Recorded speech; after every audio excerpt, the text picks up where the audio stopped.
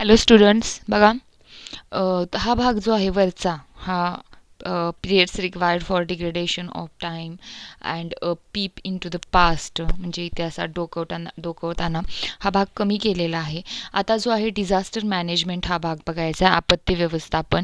Which natural calamities have you experienced, how does they effect the condition of your surrounding. म्हणजे कुठल्या अशा नैसर्गिक आपत्ती असतात ज्या तुम्ही अनुभवल्या आहात आणि त्याचा तुमच्या भोवतालच्या परिस्थितीवर कसा परिणाम होतो. How will you make a plan to be safe for the calamities or minimize to damage. ह्या दोन प्रश्नांची उत्तरं मला पाठवायची आहेत की आता नॅचरल कॅलॅमिटीज नैसर्गिक आपत्ती आलेली आहे. आता महापूर आला होता मागच्या वर्षी किंवा आत्ताही भरपूर पाऊस झाला, त्याच्यामध्ये नुकसान झालेलं आहे. ह्या दोन प्रश्नांची उत्तर तुम्हाला सहज लिहिता येतील.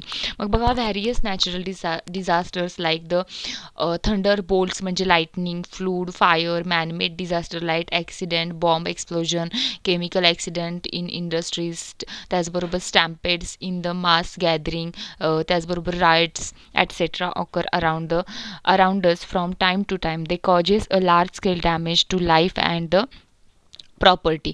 बघा काय सांगितलेलं आहे की व्हॅरियस नॅचरल डिझास्टर असतात ज्याच्यामध्ये वीज पडणे, पूर येत आहे, त्याचबरोबर आग लागत आहे, असं सुद्धा होऊ शकतं, जंगलात आग लागते. त्याचबरोबर मानवनिर्मित जे डिझास्टर आहेत त्याच्यामध्ये ॲक्सिडेंट आहे म्हणजे अपघात होत असतात, बॉम्ब ब्लास्ट होत असतात आणि त्याचबरोबर केमिकल इंडस्ट्रीमध्ये फायर किंवा आग लागत असते. अशा भरपूर गोष्टी असतात ज्या होत असतात. बरोबर आहे का?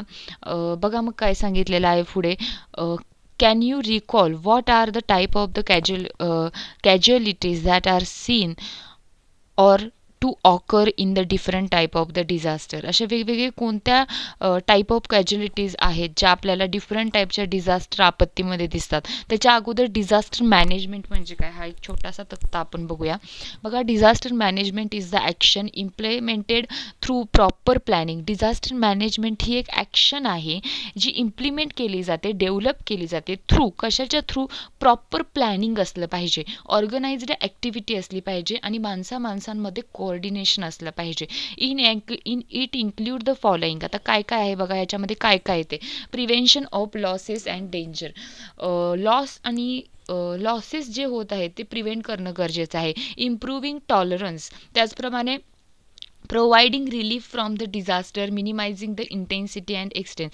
आता ते डिझास्टर आपण थांबवू शकत नाही, परंतु त्याची इंटेन्सिटी जी आहे ती कमी कशी करता येईल हे पाहिलं पाहिजे. Preparation to face the disaster, आपण त्या डिझास्टरला, आपत्तीला सामोरे गेलो पाहिजे, यासाठी प्रिपेअर होणं महत्त्वाचं आहे. Immediate action in the disaster situation, आपत्ती आल्यानंतर लगेच त्वरित ॲक्शन घेणं इम्पॉर्टंट असतं.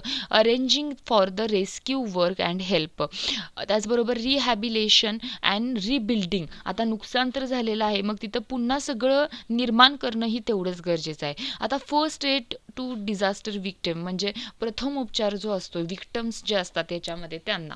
मग बघा, the main objective of first aid is the prevention of the death, preventing deterioration of health and starting the process of rehabilitation. Hence it is important to know about emergency measure or first aid practice to be followed. बघा काय सांगितलं, main object प्रथम उपचारचं हे असतं की मृत्यू होण्यापासून टळला पाहिजे. जे त्यामध्ये ज्यांना जखम झालेली आहे, लागलेलं आहे, त्यांना तिथे वाचवणं सगळ्यात महत्त्वाचं असतं. ठीक आहे, इमर्जन्सी असेल तर तिथे पहिल्यांदा प्रथम उपचार देणं सगळ्यात जास्त महत्त्वाचं असतं. बेसिक प्रिन्सिपल काय आहेत फर्स्ट एडचे? तर लाईफ अँड द रेस्क्युसिएशन, ABC. बघा काय सांगितलं, एअरवे हा त्यातला पहिला आहे. बघा काय सांगितलेलं आहे मग, श्वसन मार्ग. If the victim has difficulty breathing, the head should be held in the backward sloping position or the chin should be raised so that the respiratory passage remain open. बघा, जर श्वास घ्यायला अडचण येत असेल त्या विक्टमला, ठीक आहे, ज्याला लागलेला आहे त्याला विक्टम म्हणतोय आपण त्याला, तर काय करायचं, त्याचं डोकं जे आहे ते उतरत्या दिशेनं ठेवायचं आहे किंवा त्याची जी मान आहे ती काय करायची आहे, रेज्ड सो ॲज म्हणजे उंचवायची आहे. म्हणजे काय होत आहे की रेस्पायरेटरी पॅसेज हा ओपन होत आहे, श्वसनाचा मार्ग, आणि तिथून हवा मिळत आहे. ब्रीदिंग म्हणजे श्वासोच्छ्वास. बघा, if breathing has stopped the victim should be given artificial ventilation by mouth to mouth resuscitation. बघा काय सांगितलेलं आहे, जर त्या विक्टमला श्वास घ्यायलाच येत नाहीये, स्टॉप झालेला आहे त्याचा नॅचरल श्वास, तर आपण तोंडावाटे त्याला श्वास देणं गरजेचं आहे. Circulation. If the victim is unconscious, then after giving mouth to mouth respiration twice, the heart should be pressed down. Sorry. बघा, the heart should be pressed down hard by the pressing the chest with the both the palm. These two actions should be repeated alternatively 15 times. This is called a cardiopulmonary resuscitation. It help the bring the circulation back to normal.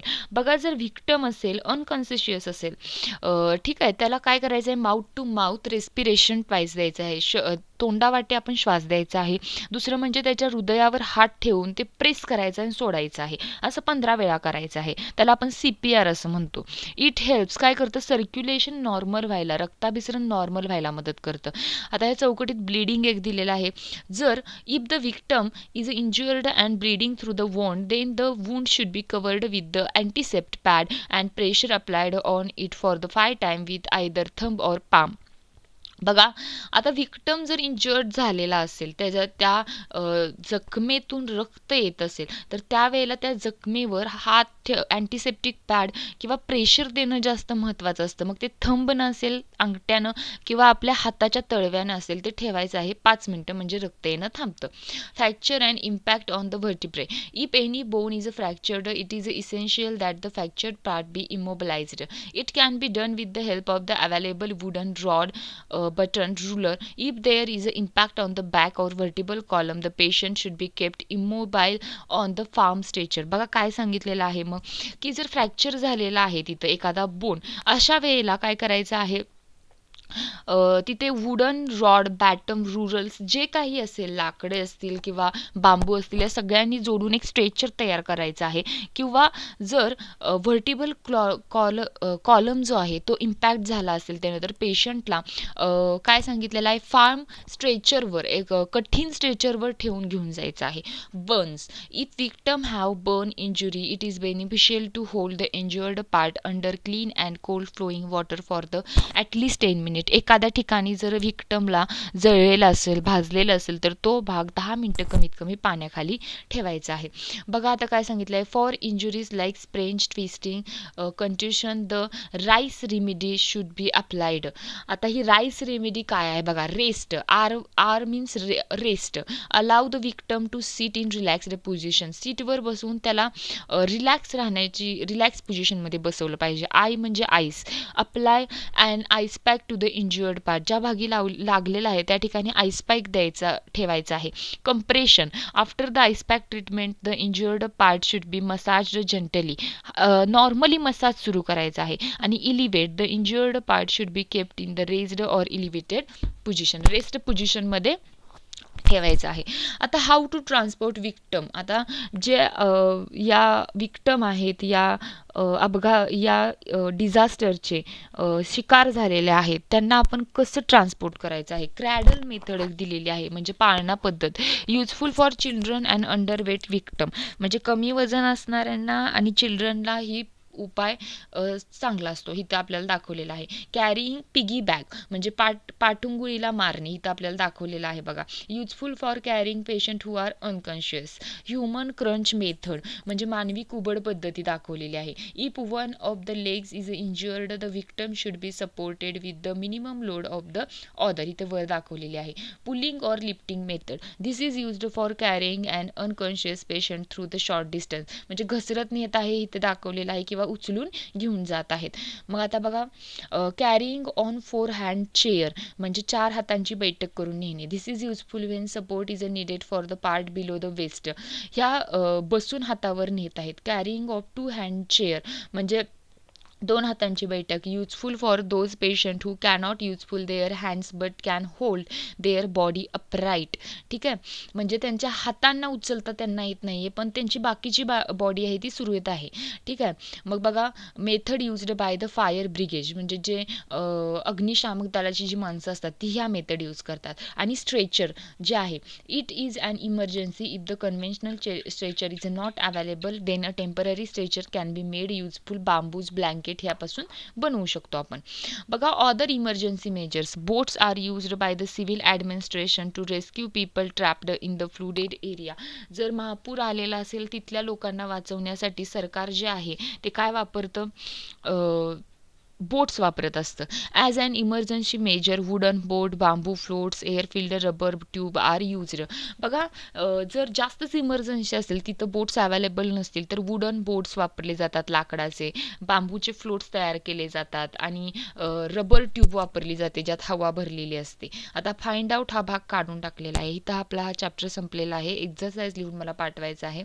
Last chapter आपण उद्यापासून सुरू करतोय, that is ICT म्हणजे information communication technology, that is the new direction of the progress. या चॅप्टरमध्ये जर काही वरील शिकवलेल्या चॅप्टरमध्ये शंका असेल तर मला नक्की विचारा. थँक्यू.